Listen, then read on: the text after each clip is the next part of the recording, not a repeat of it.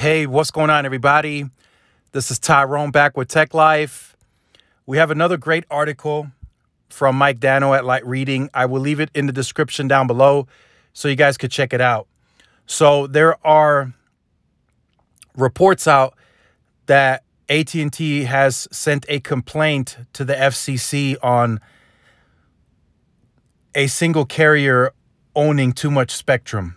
That's pretty much what AT&T is signaling. They want it to be more controlled, and they believe that a single carrier should not own too much of the mid-band spectrum. In other words, they want to limit. They want to limit a carrier of owning a certain amount of mid-band spectrum. Now, it's interesting because AT&T also voiced their opinion before the C-band auction started, and now they're doing it again.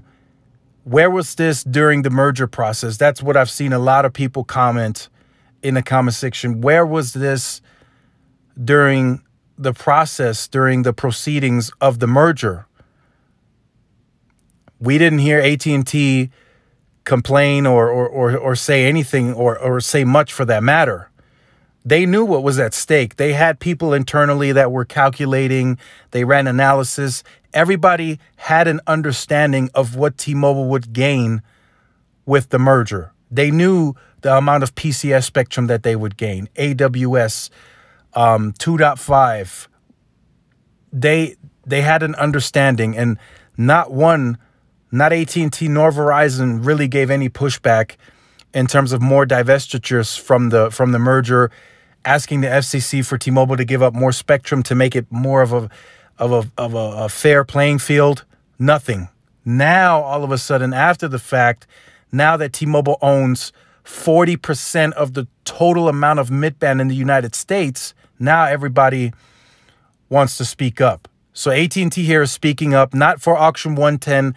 That ruling has already been set, so not much they can do there. But they are speaking up for Auction 108, which is another 2.5 auction. AT&T here is referencing that this auction is really just set up for T-Mobile to be successful.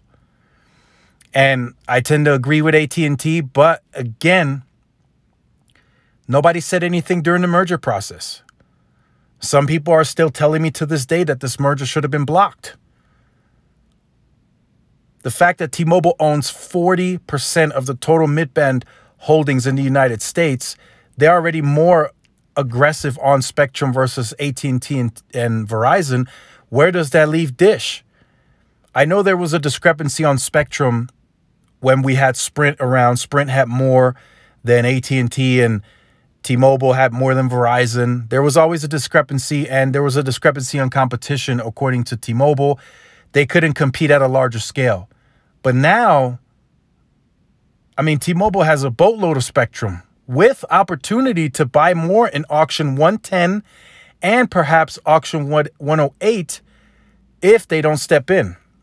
The FCC, if they don't step in. So let me know what you think about this in the comment section down below. Do you guys think it's too late for AT&T to speak up?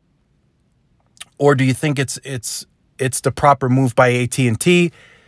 Verizon is staying quiet. They got the spectrum that they needed. They have the deployments of the infrastructure on and going, so I don't think we will hear anything from Verizon. They're set. They feel confident that they have the infrastructure, the small cells, and the spectrum to in sufficient manner to compete very well in this industry. So let me know in the comment section down below.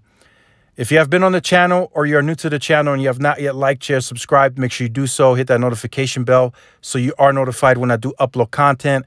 Make sure to follow my social media outlets for more updates and interactions. Thanks again for watching. This is Tyrone with Tech Life. I'll see y'all in the next one. Peace.